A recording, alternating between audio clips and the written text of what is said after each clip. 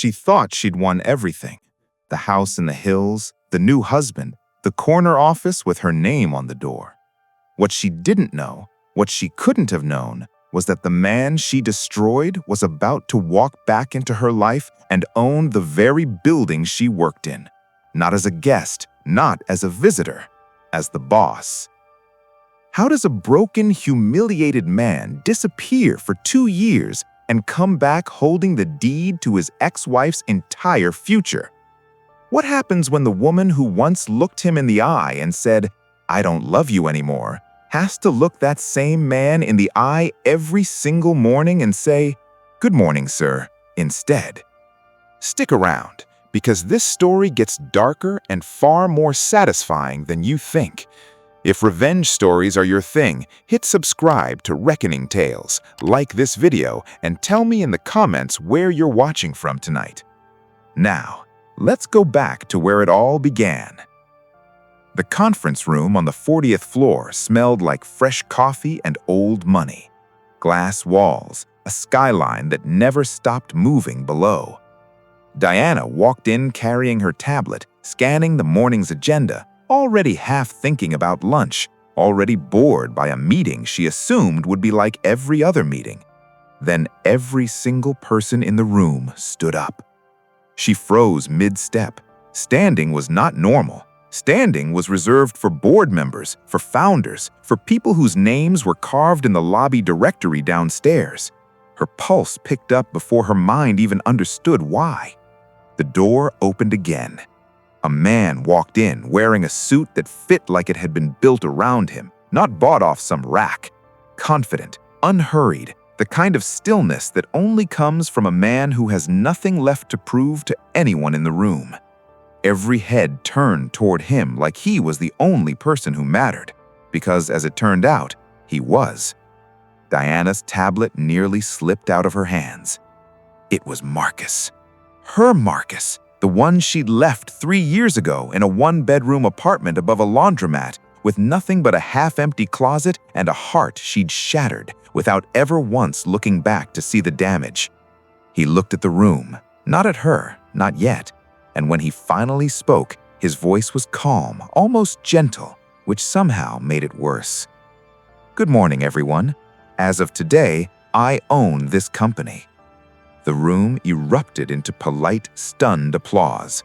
Diana didn't applaud. She couldn't move. Her ears were ringing so loudly she barely heard the room around her.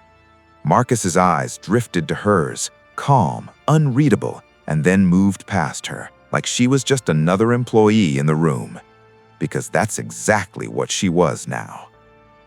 3 years earlier, Marcus Bennett was the kind of man who believed hard work was its own reward, even when the world around him quietly proved otherwise.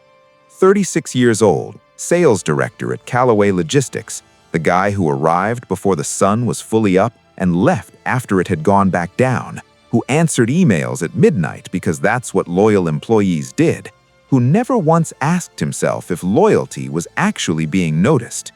He believed in the system. Work hard, stay humble, climb one rung at a time, and the company will eventually climb with you.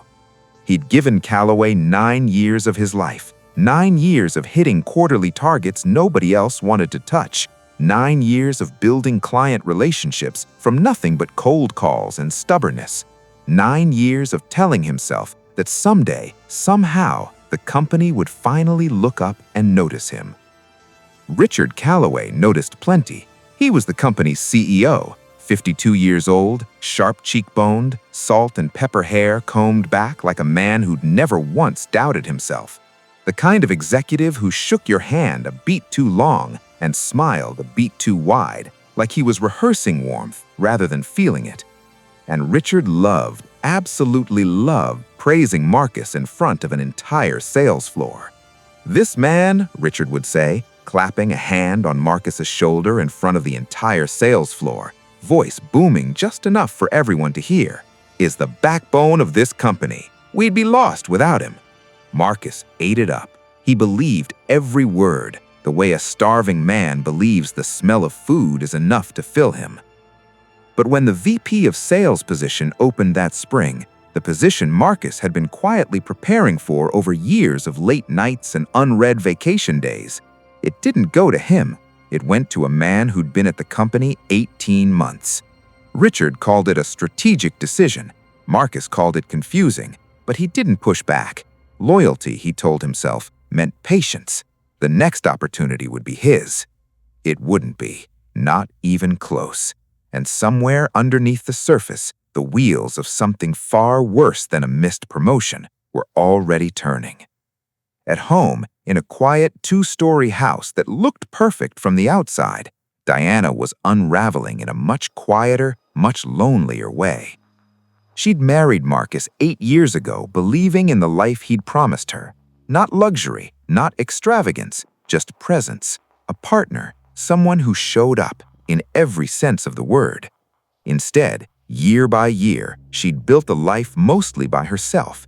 Dinners eaten alone at a table set for two, vacations planned in detail and then canceled at the last minute, a guest room that was supposed to one day become a nursery and instead became a storage closet for things neither of them had the energy to deal with. Wasn't bitter, not yet. She was lonely, which is somehow worse, because loneliness inside a marriage doesn't announce itself with a slammed door or a raised voice. It just accumulates, quietly, night after night, until one day you look up and realize you've been alone for years inside a house with another person in it. One night, after Marcus came home well past 9, ate cold pasta standing up at the kitchen counter without even sitting down, and immediately opened his laptop to finish a proposal due the next morning, Diana finally said the thing she'd been swallowing for months. "Sometimes I feel like your roommate, Marcus." He looked up, genuinely confused, the words landing somewhere he clearly hadn't expected. "I'm doing this for us. The promotion's coming. Things will slow down. You said that last year." He didn't have an answer for that. He never did. He turned back to the laptop, the blue glow lighting up his tired face, and Diana went to bed alone, staring at the ceiling, wondering at what exact point her marriage had quietly become a waiting room with no appointment ever called. Marcus believed providing was love. He never once considered, not even for a moment, that Diana didn't want more money sitting in a savings account. She wanted him, just him, present, in the room. Richard noticed Diana long before Diana ever noticed Richard noticing her. That was always how he operated, patient, deliberate, never rushing toward anything he could simply wait for. It started small, the way these things always do. The company holiday party, where Richard spent nearly 20 minutes asking Diana detailed questions about her work in nonprofit development, nodding along like every word out of her mouth was the most fascinating thing he'd heard all year. "Marcus never mentioned how sharp you are," he said smoothly, refilling her wine glass without bothering to ask if she wanted more. Then came the dinners. "Bring Diana," Richard would tell Marcus, almost as an afterthought. "Karen loves her company." Except somehow, dinner after dinner, Karen, Richard's wife, mysteriously had a headache or late meeting, or simply wasn't mentioned as coming at all. Marcus, oblivious and quietly grateful for the unusual attention from his boss, never once thought to question it. Richard was a patient hunter, and patient hunters don't chase. He pursued Diana not with obvious charm, but with attention, the one currency her marriage had stopped paying her in months ago. He asked about her childhood, her ambitions, the novel she'd quietly started in stolen hours and never once mentioned to her own husband. Slowly, carefully, without ever raising his voice or making a single move that could be called inappropriate, Richard began excluding Marcus from the quiet repair his own marriage so desperately needed, and replacing it with himself. Joel Castellanos had been Marcus's best friend since college, the kind of friendship forged on bad road trip decisions and worse fishing trips, the kind that survives because neither man ever really asks too much of it. It still showed up most Sundays for football, still knew exactly how Marcus took his coffee without having to ask. It was on one of those ordinary Sundays that Joel saw Diana's phone light up on the kitchen counter, a name he didn't recognize as a coworker, a message that read, "Tonight was the best part of my week. Don't tell Marcus I said that." Joel stared at it half a second too long. Diana noticed him noticing and slid the phone smoothly into her pocket, laughing a little too easily about absolutely nothing. He told himself it was nothing. Work friends joke like that sometimes, he reasoned, the way people reason their ways out of things they don't want to be true. But that night, lying awake beside his own wife, Joel kept replaying the sound of that laugh, too quick, too rehearsed, the laugh of someone covering for something rather than enjoying it. He thought about telling Marcus. He drafted the words in his head a dozen times over the following weeks. "Hey man, I think you should know something." He rehearsed the sentence in the shower, in the car, lying awake at 2 in the morning. He never said them.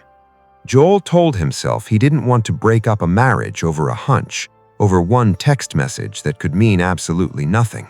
The truth was simpler and far uglier than that. He was afraid to be wrong, afraid of the look that would cross his best friend's face, afraid of being the one who finally said the thing out loud and made it real. His silence didn't protect Marcus. It didn't protect anyone. It simply delayed the moment Marcus would eventually have to face it completely alone. And in doing so, it made Joel something he never thought he'd become, a quiet, willing participant in a betrayal he never personally committed, but chose every single day that passed not to stop. It didn't feel like betrayal to Diana. That was the part she could never fully explain later, not even to herself, not even in the quiet honesty of her own head. It felt like being seen, after years of feeling invisible in her own home. Richard called her between meetings, not to talk business, but to ask how her writing was coming along, whether she'd finished the chapter she'd mentioned almost in passing at dinner 3 weeks earlier. He remembered things, small, specific things, the name of the dog she'd had as a child, the fact that she hated cilantro and always picked it out of every dish without saying anything.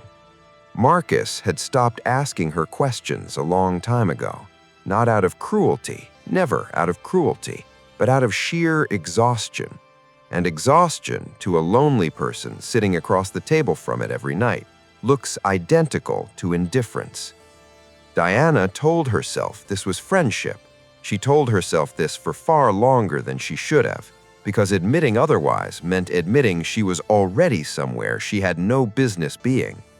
By the time she caught herself smiling at her phone in a school pickup line, waiting for a friend's child, smiling to nothing more than a text that simply said, "Thinking of you today," she understood, with a kind of slow, creeping horror, that this had stopped being friendship months ago, possibly longer.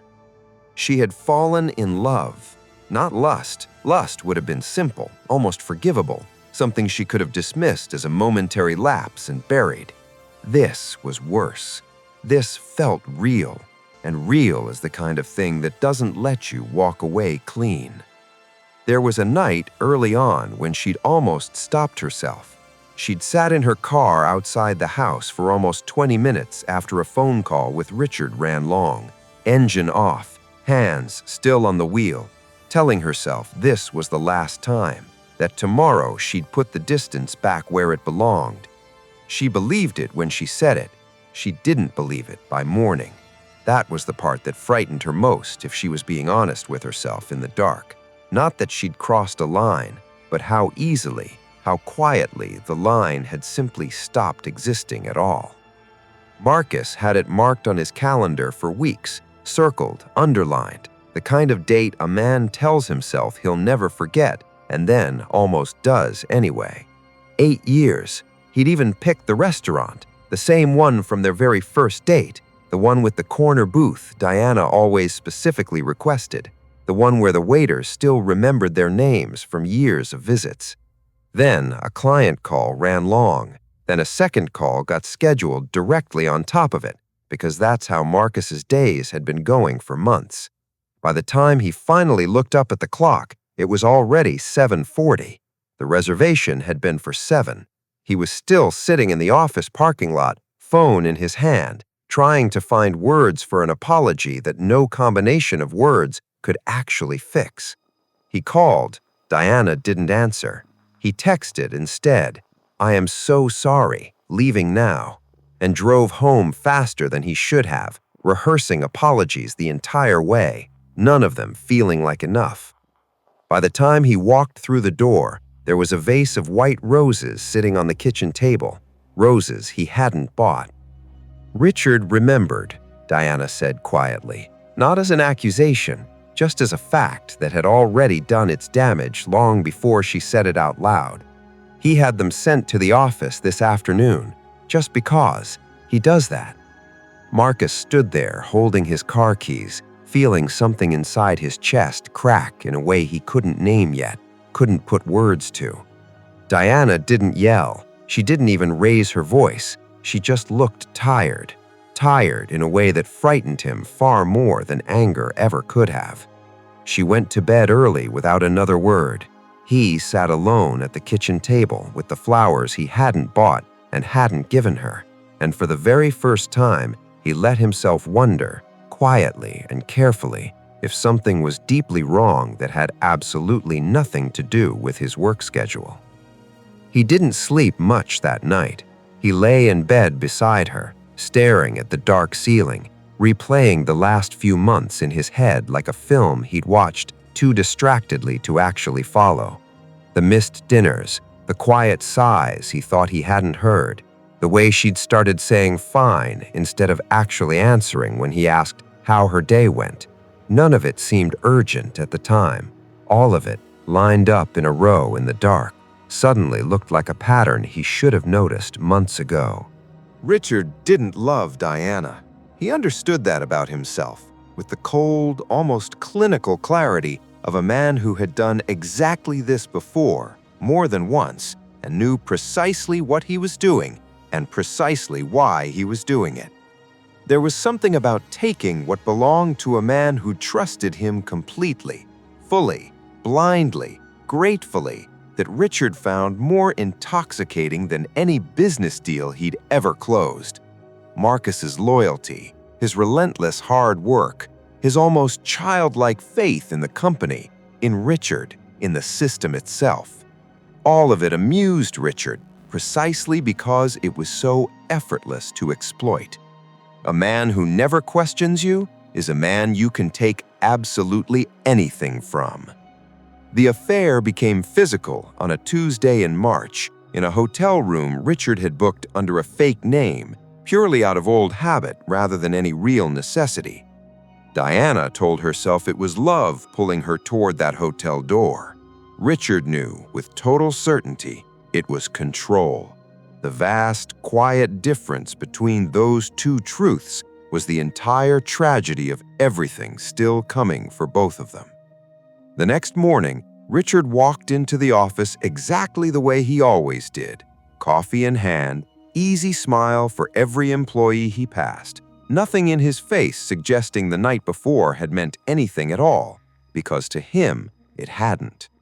Diana, meanwhile, sat at her desk for nearly an hour before she could bring herself to open her laptop, certain that everyone around her could somehow see what she was carrying, even though, of course, no one could see anything at all. Diana didn't drag it out.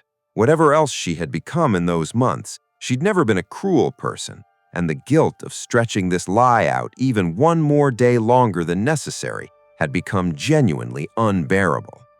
She sat Marcus down on a quiet Sunday evening, the television playing softly in the background, like white noise neither of them was really watching, and said the words she'd been rehearsing for days, maybe weeks. "I don't love you anymore, Marcus. I haven't for a long time now. I'm sorry." He didn't yell. He didn't beg. Didn't raise his voice even slightly. He simply sat there, absorbing it the way a person absorbs news of a death in the family, slowly, in pieces, his body somehow understanding the weight of it before his mind had even fully caught up. He asked exactly one question, his voice barely above a whisper. "Is there someone else?" She didn't answer directly. She didn't have to. The silence stretched out long enough to tell him everything he needed to know. And somewhere underneath the heartbreak already flooding him, a colder, sharper thought began quietly taking shape. He had a guess who it was, and he hated himself more than he ever hated anything for not seeing it sooner. He didn't ask the name out loud. Some part of him understood that hearing it confirmed would make it real in a way he wasn't ready for. Not yet, maybe not for a long time.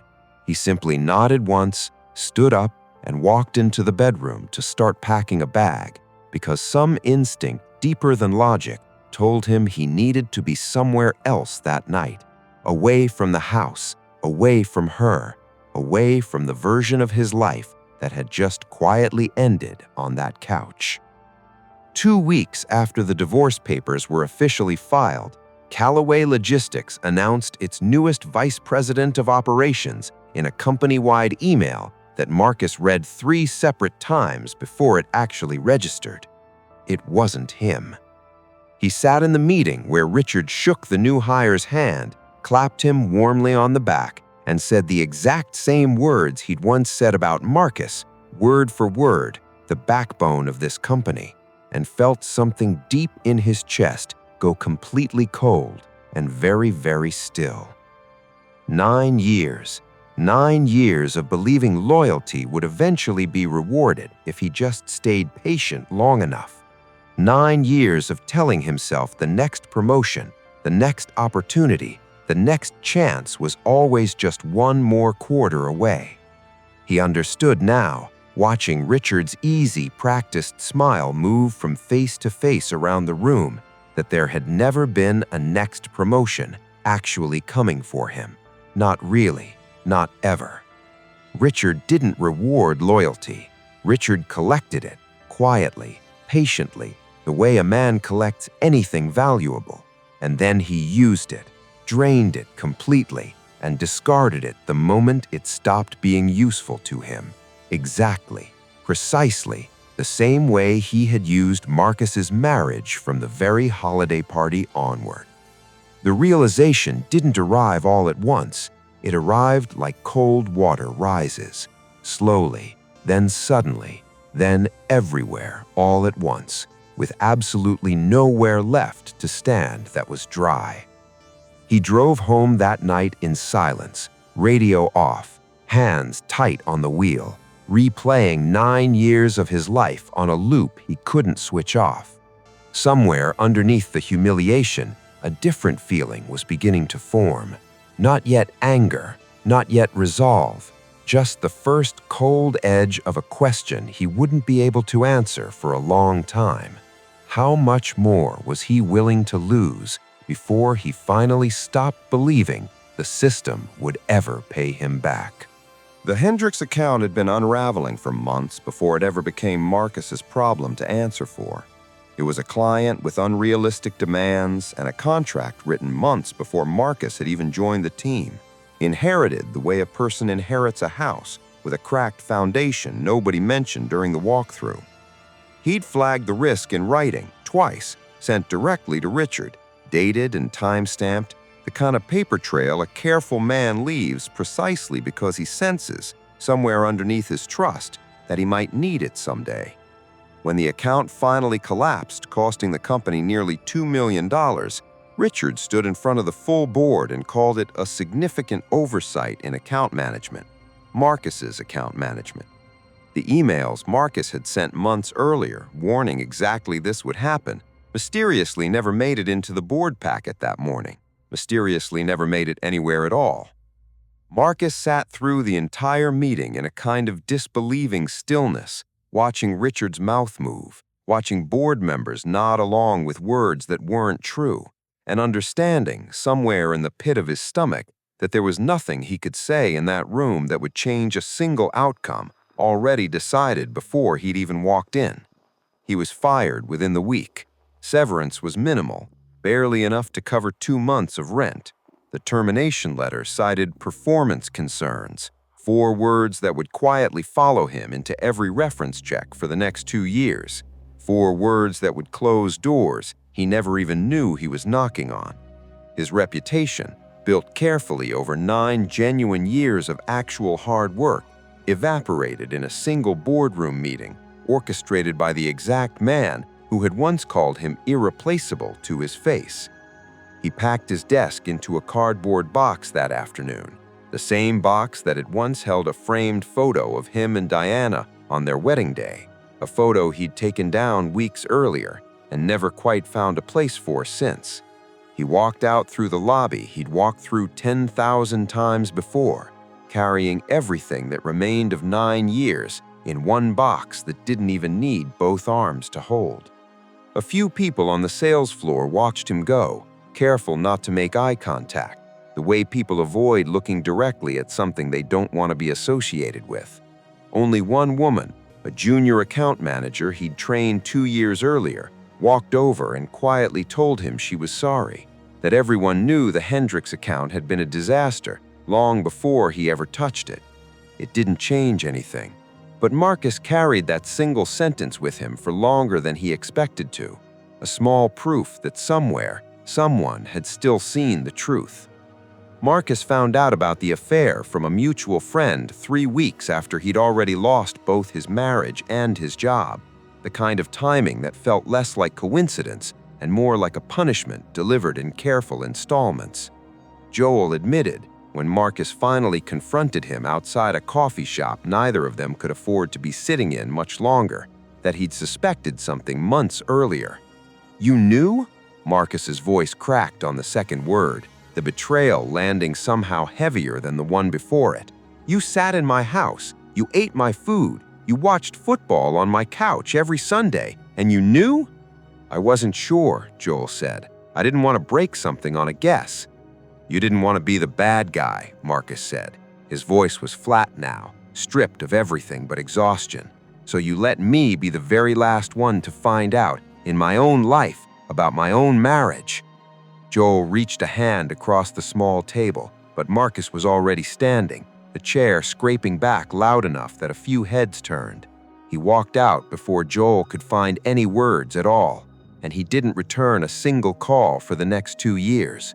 The friendship, like everything else that spring, simply ended, not with an argument, but with a silence neither of them knew how to break.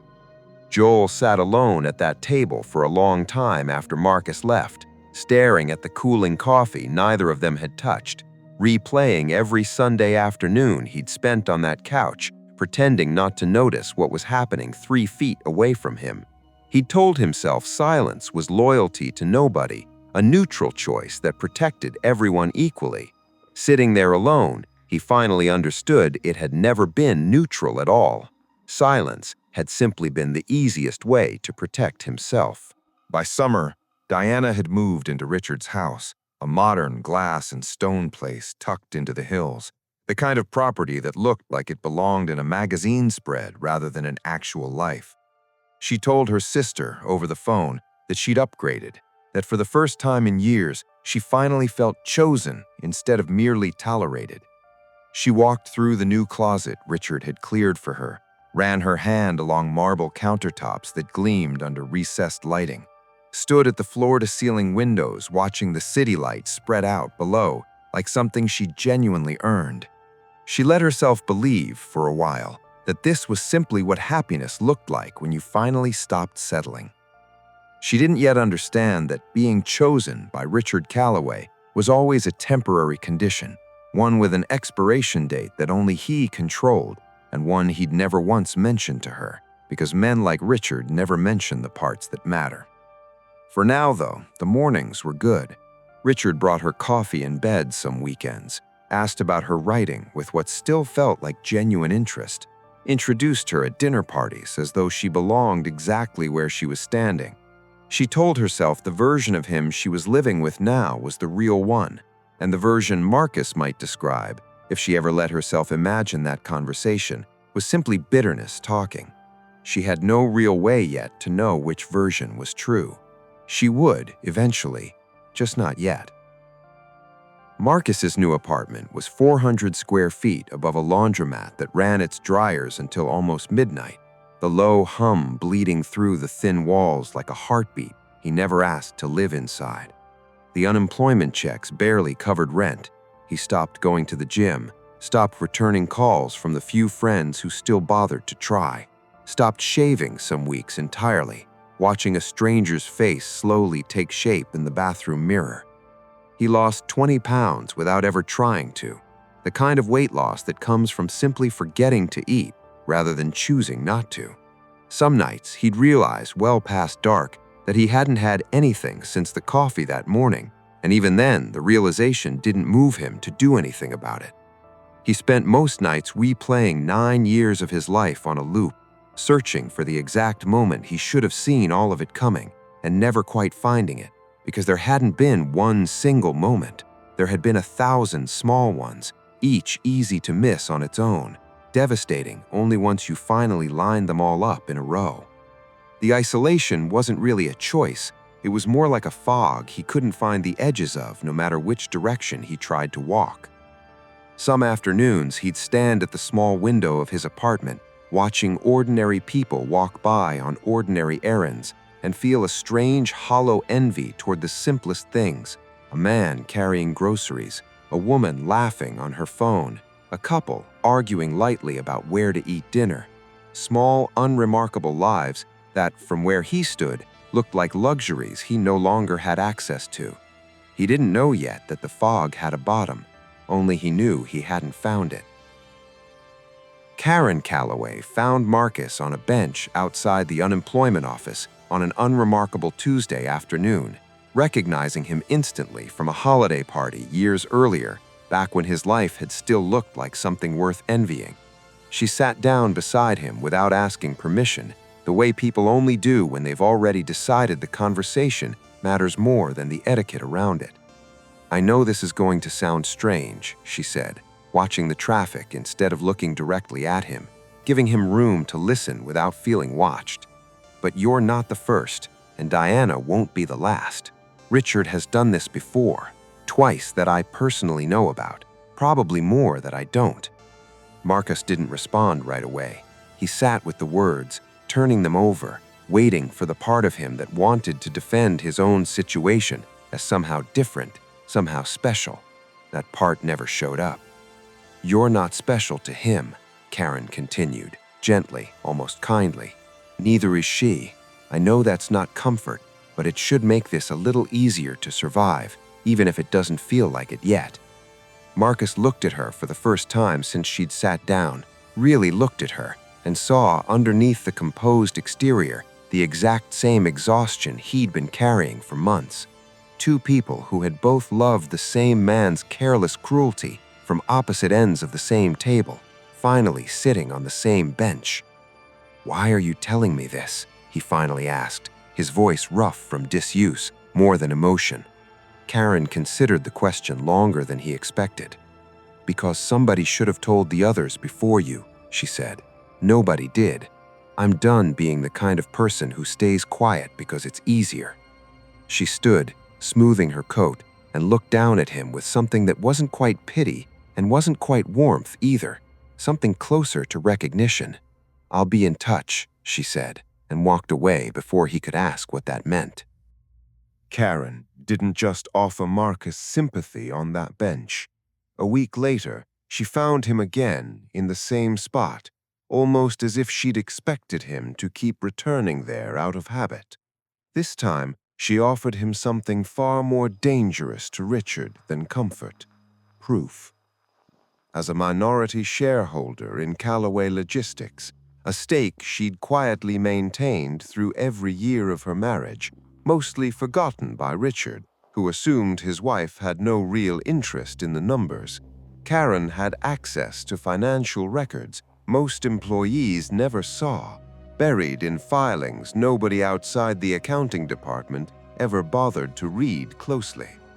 Over the past year, almost by accident, she'd noticed discrepancies, inflated revenue projections sent confidently to investors, expense reports that didn't quite match the vendor invoices sitting right beside them, money moving quietly through accounts that seemed to exist for no clear business purpose at all. "I'm not ready to use this yet," she told him, sliding a thin folder across the bench between them, glancing once toward the street as though checking whether anyone had followed her. But someday, somebody is going to need it. I'd rather it be someone Richard underestimated than nobody at all. Marcus took the folder home and didn't open it for 3 full days, half afraid of what it might ask of him, half afraid of what it might not. When he finally did, sitting alone at his small kitchen table at 2 in the morning under a single flickering bulb, he read every page twice, and somewhere in that quiet, exhausted hour, he understood for the first time that Richard's collapse wasn't a matter of if anymore. It was only a matter of when, and the only real question left was who would be standing there, ready, when it finally happened. He didn't call Karen the next morning or the morning after that. Some part of him needed to sit with the weight of it first, to understand that holding this folder meant something had shifted permanently, that he was no longer simply a man trying to survive his own collapse, but someone who now had a piece of someone else's. He wasn't ready to decide what to do with it yet, but for the first time in months, he had something in his hands besides grief. Sophie Reyes ran a small but sharp investment firm that specialized in companies sitting right on the edge of collapse, not to bury them for profit, but to find whatever was still genuinely valuable underneath the rot everyone else had already written off.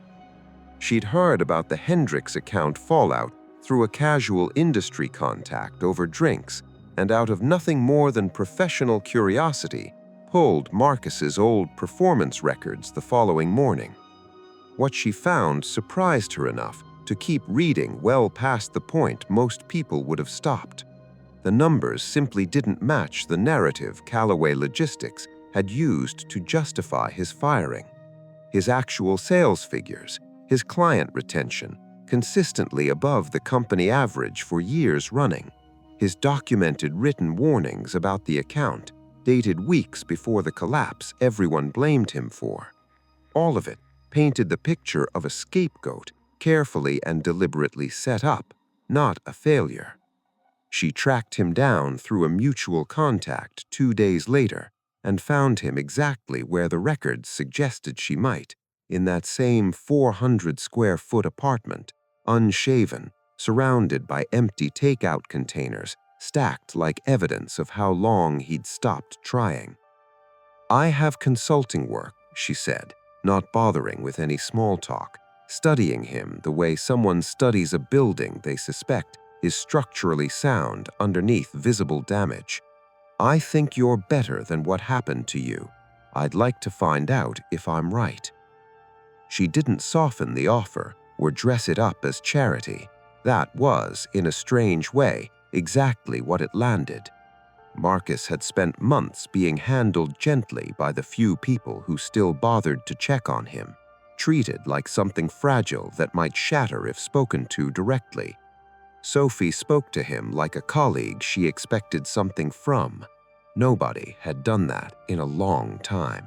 Marcus said no. Not out of pride. He was long past the point where pride had anything left to protect, but because some deeper, quieter part of him had genuinely stopped believing he had anything left worth offering anyone.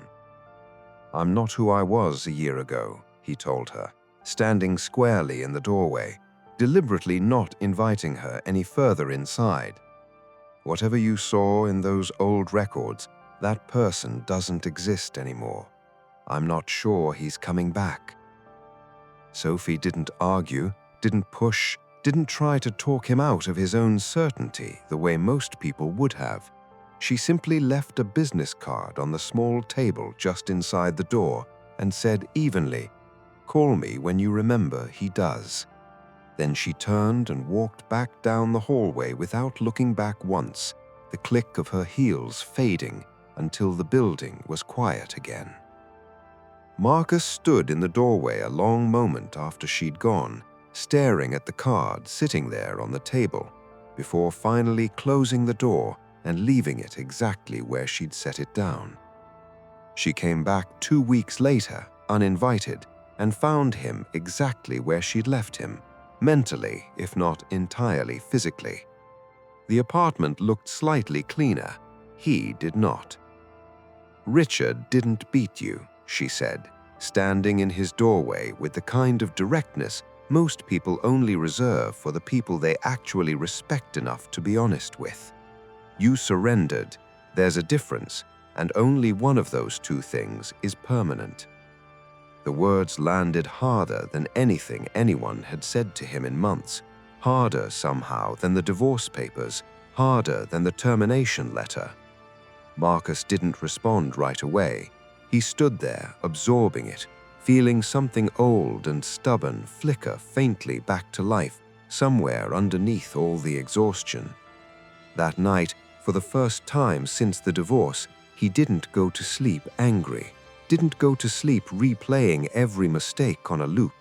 He went to sleep thinking, actually thinking, turning over what she'd said, testing it against everything he believed about himself, and finding somewhere in the dark that he didn't entirely disagree with her. The rebuilding didn't happen overnight, and it certainly didn't happen in any kind of straight line. It started small, a gym membership he almost cancelled twice in the first month before he actually used it for the first time, standing awkwardly in front of a mirror he barely recognized himself in. Books on negotiation and corporate restructuring began stacking up on a nightstand that had sat completely empty for the better part of a year. Sophie's consulting projects, cautious and limited at first, slowly expanded as Marcus proved himself again, one client conversation at a time, each small win quietly stacking on top of the last. He traveled for work for the first time in years, closing a deal in Chicago that Sophie's own firm had nearly written off as unrecoverable. He started sleeping properly again, eating on a schedule instead of by accident.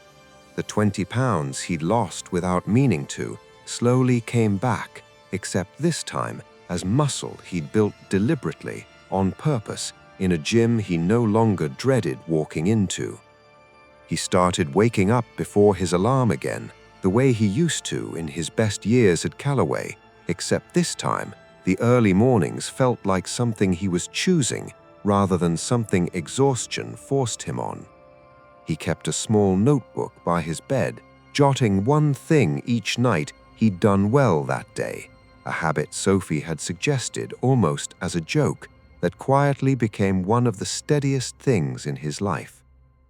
Somewhere across the 18 months that followed, months that blurred together in the way genuine transformation always does, too slow to notice day by day, and too fast to fully believe looking back, the man who had been little more than a ghost haunting a 400-square-foot apartment became someone who walked into rooms again like he genuinely belonged in them. Working together that closely for that long inevitably built something neither of them ever quite named out loud. Late nights spent reviewing term sheets across a cluttered conference table slowly turned into dinners that ran considerably longer than the actual business required. Sophia respected the way Marcus thought, methodical, careful, never once cutting a corner in situations where cutting it would have made both of their lives noticeably easier. Marcus, in turn, respected that she'd looked at him during the worst chapter of his life and seen exactly who he could still become, long before he believed it himself. There was chemistry there, unmistakable to absolutely anyone watching from the outside, including the two of them, but neither one moved on it. Too much had only just been carefully rebuilt to risk it on something neither of them had the bandwidth left to get wrong.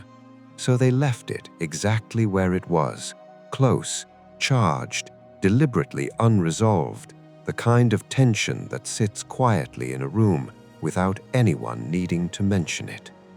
Back at Callaway Logistics, Diana's new life had quietly started to resemble her old one, just lit a little more expensively.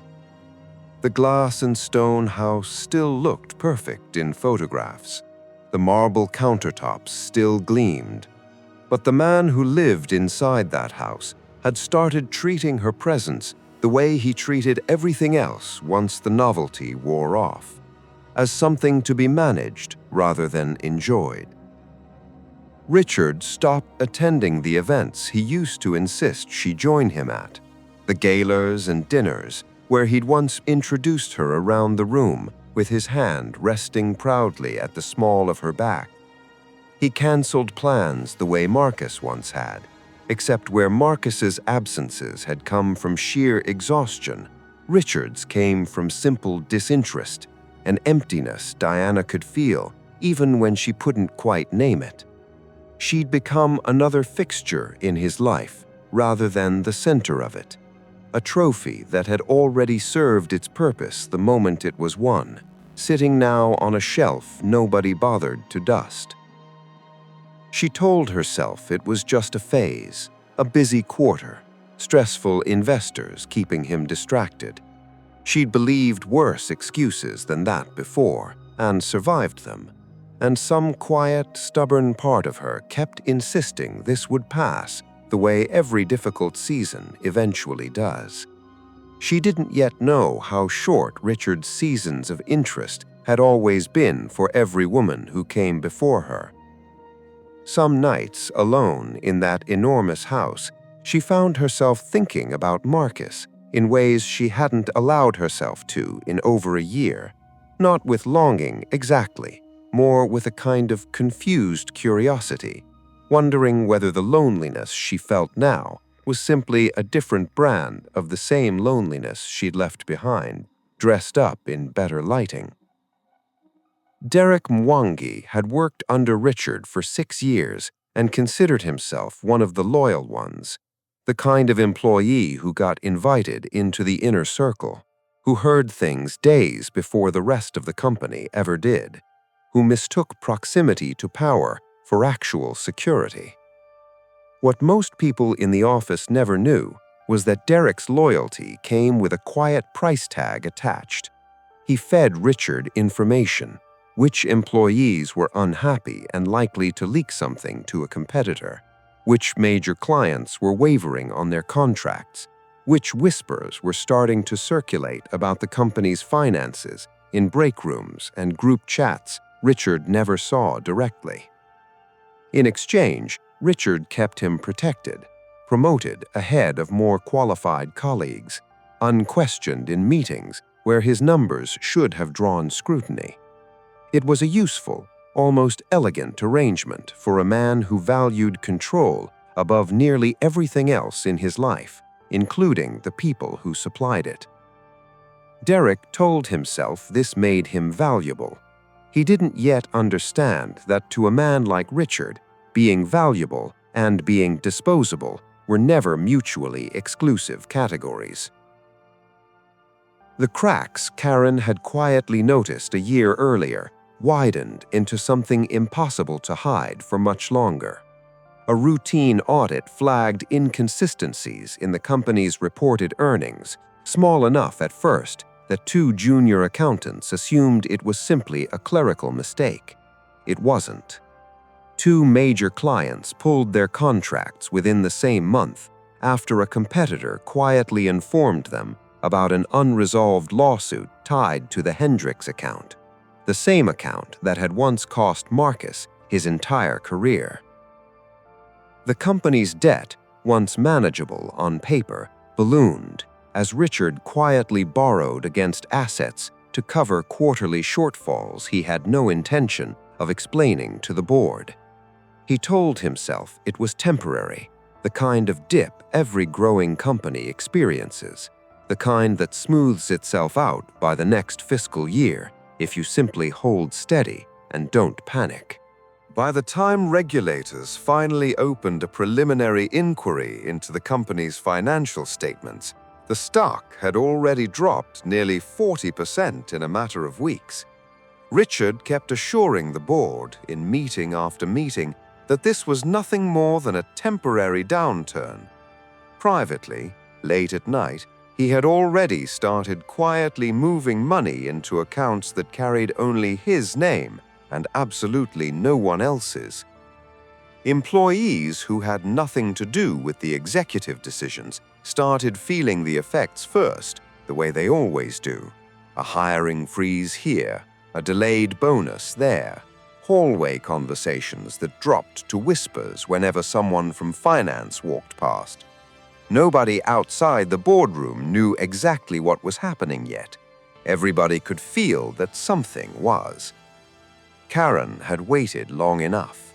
With the company's troubles slowly becoming public knowledge and Richard's attention fully consumed elsewhere, she finally filed for divorce and, through her attorney, made it unmistakably clear that she intended to claim her full legally entitled share of the marital assets. A share that, given Richard's careless habit of mixing personal funds with company money for years, turned out to be considerably larger than he had ever anticipated. He didn't see it coming, which was, in its own quiet way, the most fitting consequence of his entire career. A man who had built his whole life on reading other people's weaknesses had never once bothered to look closely at his own wife, sitting beside him at dinner for 20 years, watching everything. Richard lost nearly half his fortune in a matter of months, not because the business itself had fully collapsed yet, but because the one person who had watched him operate up close for 2 decades had finally decided she had absolutely nothing left to protect by staying silent any longer. It was an assistant, not Richard, who let it slip, an offhand comment in a hallway about a woman Richard had apparently been seeing in another city, someone he'd been mentoring, the exact same word he'd once used so warmly for Diana herself, back when that word had felt like a gift instead of a pattern. The realization hit her in pieces over the following several days, not all at once, the way most painful truths actually arrive. He'd done this before. He would absolutely do it again. She hadn't been chosen, not really. She had simply been next, the way someone is next in a line they never knew they were standing in. And somewhere inside that slow, sickening understanding, an unwelcome thought finally surfaced, one she'd spent nearly 2 years refusing to let herself fully think. Marcus had never once lied to her. Marcus had never performed affection for an audience the way Richard so easily did. Whatever else Marcus had been, distracted, exhausted, imperfect, he had been real, and she had thrown that away for something that, it turned out, had never been real at all. She didn't cry right away. The tears came later, alone in her office bathroom with the tap running, so no one outside the door would hear. The kind of crying that comes less from sadness and more from the sheer exhaustion of finally seeing something clearly after working so hard not to. He didn't even do it privately. He told her over a rushed phone call squeezed between 2 meetings, his tone clipped, almost bored, as though she were a minor calendar conflict he simply needed to resolve before lunch. "This isn't working anymore, Diana. I think you knew that." When she asked, voice already shaking, whether any of it had ever been real, Richard's answer was the coldest thing he had ever said to her, delivered without a single trace of hesitation. "You were never the prize. Taking you from Marcus was." He hung up before she could even respond. She sat down slowly on the floor of the glass and stone house that no longer felt like an upgrade, that suddenly felt exactly what it had always been, a beautifully decorated trap. And in that moment, she finally understood exactly what she'd been to him from the very first compliment at that holiday party years earlier. Nothing. A single move in a much larger game she hadn't even known she was playing, until the game ended and she found herself the only piece left on the board with nowhere to go. She stayed on that floor for a long time, the marble cold beneath her, the house silent in the way only expensive houses can be. No creaks, no settling pipes, nothing alive in it at all. She thought, almost involuntarily, of the small kitchen she used to share with Marcus, the one that always smelt faintly of whatever he'd burned trying to cook dinner on the nights he came home early enough to try. She hadn't thought about that kitchen in a year. She thought about it now. Sophie's firm had been quietly watching Callaway Logistics for months, the way careful investors always watch wounded companies. Not with malice, never with anything personal attached to it, but with the patient interest of people who understand that distressed assets are very often deeply undervalued ones. When the stock finally dropped low enough and the board grew desperate enough to start entertaining outside buyers it would never have considered a year earlier, Sophie's firm quietly made an offer. It wasn't framed as revenge anywhere in the internal paperwork. It was framed as opportunity, plain and simple. A logistics company with genuinely strong client infrastructure underneath the mess, gutted leadership that could be replaced, and a depressed valuation that made it an obvious acquisition target for anyone willing to do the work of cleaning it up. The fact that Marcus understood the company's actual operations better than anyone else still standing was simply professionally useful, a detail Sophie noted in her proposal without dwelling on it any longer than the numbers required. The investors around the table nodded along as she walked them through the projections, none of them aware that for Sophie, this particular deal carried weight that had nothing to do with spreadsheets at all. The acquisition closed quietly, the way most serious business deals actually do. No headlines, no press conference, nothing beyond a regulatory filing that almost nobody outside the industry would ever bother reading. Sophie's firm took the controlling stake, and as part of the deal structure she had personally insisted on during negotiations, Marcus was installed as majority owner and CEO. He hadn't specifically asked for that title. He'd told Sophie more than once, almost defensively, that he wasn't doing any of this to settle a score, that revenge had never been the plan, even in his darkest months in that small apartment. She believed him, mostly, because she could see plainly that it was true. This wasn't revenge. It was simply the natural result of 2 years spent carefully rebuilding something that had once been taken from him, applied now to the one company that happened to need exactly the man he'd quietly become. The people still working inside Callaway Logistics, completely unaware of the change moving through the paperwork above their heads, had absolutely no idea what was about to walk back through their doors. This was the moment from the very beginning. Diana walked into the same conference room she'd walked into 100 times before, carrying her tablet, half thinking about lunch, completely unaware that the room was about to rearrange the rest of her professional life in under 60 seconds. Every single person rose to their feet at once. The door opened. Marcus walked in, calm and unhurried, wearing a suit that fit like it had been built specifically around him.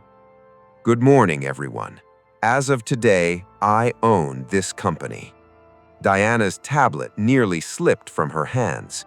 Her ears rang the way they had the very first time this exact scene had played out, except now there was no mystery left in it for her, only the slow, sinking weight of recognition. Marcus's eyes found hers for exactly 1 second, calm, unreadable, before moving past her to address the rest of the room, because in that moment, in that room, she was simply another employee who needed to hear the announcement like everyone else standing there. Within his first week back inside the building, Marcus discovered the full extent of Derek's history, the years of quiet information passed to Richard, the loyalty that had shielded a man who never once deserved it. Most new owners, most people who had been personally betrayed the way Marcus had, would have fired him on sight without a second thought. Marcus called him into the office instead, the same office that had once belonged to the man who destroyed him. "I know what you did for Richard," he said evenly, watching Derek's face go visibly pale across the desk. "I'm not going to pretend that's nothing. But loyalty to the wrong man isn't evil, Derek. It's just stupidity. And I'd rather have someone who's finally learned the difference than someone who's never once been tested at all." He offered Derek a second chance, with clear conditions attached, and Derek, for the first time in years, maybe ever, found himself sitting across from someone he actually wanted to be loyal to, rather than someone he was simply afraid of disappointing. The SEC investigation that had been quietly building for months finally produced exactly what investigators needed: clear, documented evidence of falsified earnings reports and personal funds funneled through company accounts under names that traced directly back to Richard himself. He was arrested at his new apartment on an ordinary Tuesday morning, a much smaller place now, the kind he would have once considered beneath him, led out in handcuffs in front of neighbors who'd had absolutely no idea who he really was, or what he'd once owned, or how far he had fallen to end up living among them.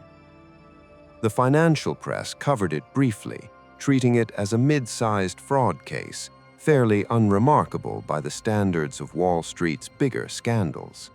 But inside the walls of the company he had built, manipulated, and very nearly destroyed, it was the quiet end of an entire era that nobody left standing there had any interest in mourning. Marcus made a deliberate, carefully considered choice in the days that followed the acquisition. Diana wasn't fired. She wasn't demoted into some humiliating role designed purely to punish her for what she'd done. She kept her position in business development, reporting, as if happened, 2 levels below the man she'd once told without flinching that she didn't love him anymore. It wasn't cruelty, it was simply consequence, and somehow that made it considerably worse for her than any deliberate punishment would have. Every single morning she walked past his office on her way to her desk. In every status meeting, she addressed him formally as Mr. Bennett in front of colleagues who had no idea about the history sitting quietly underneath that title. Marcus remained entirely professional throughout, courteous and fair, never once raising the past in any work conversation, no matter how easy it might have been to. He didn't need to raise it. The sheer ordinariness of their new dynamic was its own quiet, complete reckoning, far more effective than anything cruel he could have said. Joel had tried reaching out twice over the past 2 years and got nowhere each time, his messages left unanswered, his calls left unreturned. When he finally heard about the acquisition through a mutual contact, he sat down and wrote one more message, longer this time, finally saying the thing he should have said years earlier, back when it might have actually mattered. "I should have told you what I saw. I was a coward, and you paid the price for that cowardice. I'm not asking you to forget it. I just don't want to spend the rest of my life having lost my best friend over my own fear of being wrong." Marcus read the message 3 full times before he responded.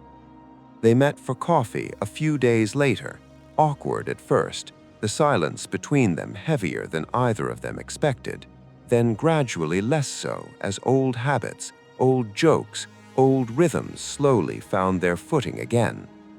Marcus forgave him, not because the silence hadn't truly mattered, but because he understood, better than most people ever could, exactly how easy it is to freeze when the truth in front of you is genuinely inconvenient. Late one evening, reviewing quarterly numbers together in Marcus's office, long after everyone else had already gone home, Sophie set down her pen and looked at him for a beat longer than the conversation in front of them actually required. Her phone rang before she could finish the sentence, an urgent call from another deal that genuinely couldn't wait. The moment passed, unfinished, the way important moments sometimes do when the timing simply isn't ready for them yet. Neither of them brought it back up again that night, though both of them noticed in the quiet that followed exactly how much had almost been said. It happened in his office after hours when she'd stayed late to finish a presentation and found herself, almost without deciding to, standing in his doorway instead of simply heading home the way she'd planned.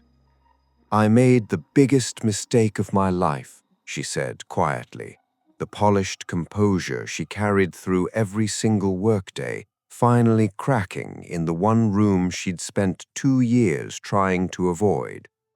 "I know I don't deserve to say that to you. I just needed you to know I see it now, all of it."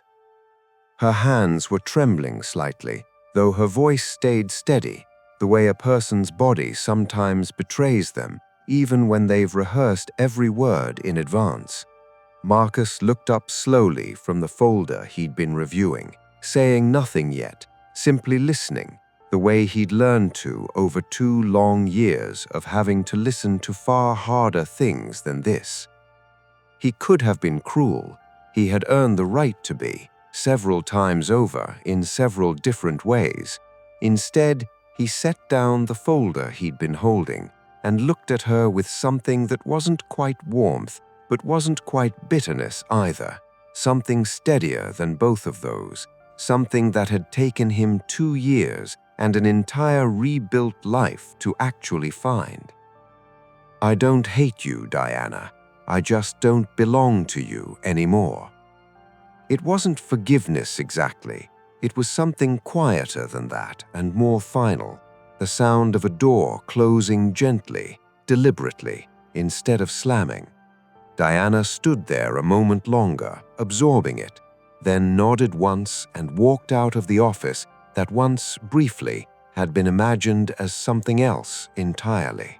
6 months later, the company was thriving in ways it hadn't in years, built now on actual numbers instead of carefully falsified ones. Joel had been promoted into a role he'd earned twice over, first through years of quiet competence, and then through the simple act of finally telling the truth when it mattered.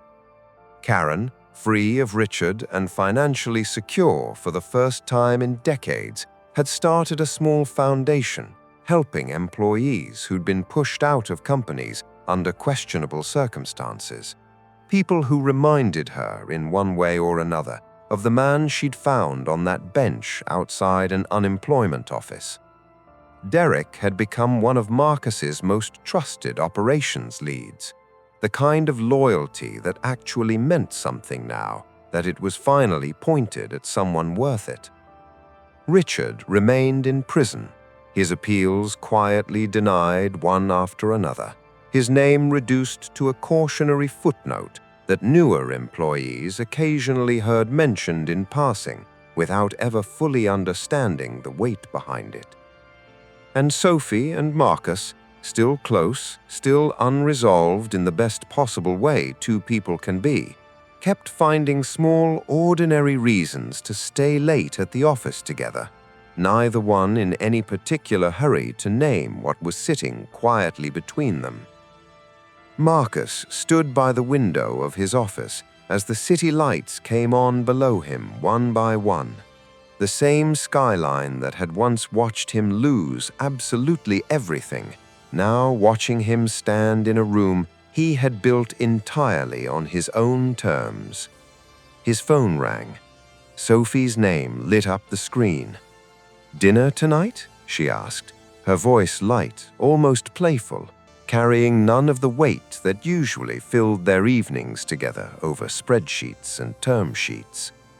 Marcus smiled, the first easy, unguarded smile he could remember giving anyone in longer than he cared to count. "Dinner tonight," he said. The greatest revenge isn't making someone suffer. It's becoming someone they can never reach again. Subscribe to Reckoning Tales for more stories like this every week. Like this video if you enjoyed the twist. Comment below where you're watching from tonight.